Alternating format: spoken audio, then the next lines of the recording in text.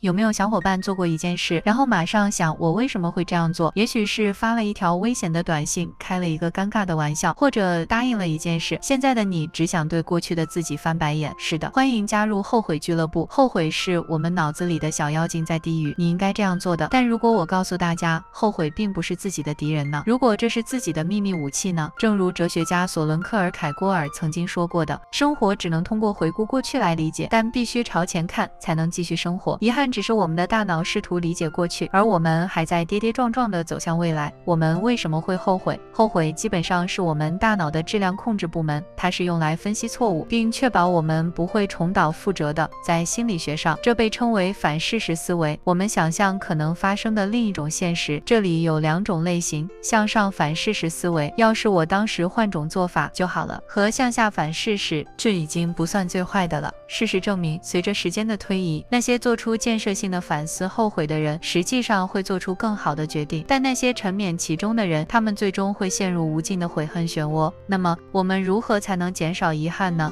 重点来了，后悔不是抹掉错误，而是要从错误中学习，而不是让他们定义你。第一，重新调整自己的思维角度，把过去的自己想象成电子游戏中一个善意但有点愚蠢的角色，他们没有你现在掌握的所有信息，所以不要想我搞砸了，试着想，过去的我是根据当时所掌握的知识做出的选择。心理学家将这个想法称之为自我同情。研究表明，与自我批评相比，这能有助于更快地从后悔中恢复过来。第二，接受完美只是个传说。后悔总是让我们相信曾经有一个所谓的完美选择，但事实并非如此，根本没有。每个决定都有得有失，甚至不做决定也是一种选择。听说过选择悖论吗？我们拥有的选择越多，我们就越有可能后悔我们所选择的一切。所以下次小伙伴们想太多的时候，提醒自己，没有完美的道路，只有自己选择的那条路。第三，问问自己，5年后这件事还重要吗？大多数遗憾都会随着时间的流逝而消失。你上周说的那件尴尬的事，可能对其他人来说不是核心记忆，但所谓的5年法则可以有助于从更广的角度看到更大的画面。如果这件事在5年内都不重要，那就不要花超过几分钟的时间去担心它。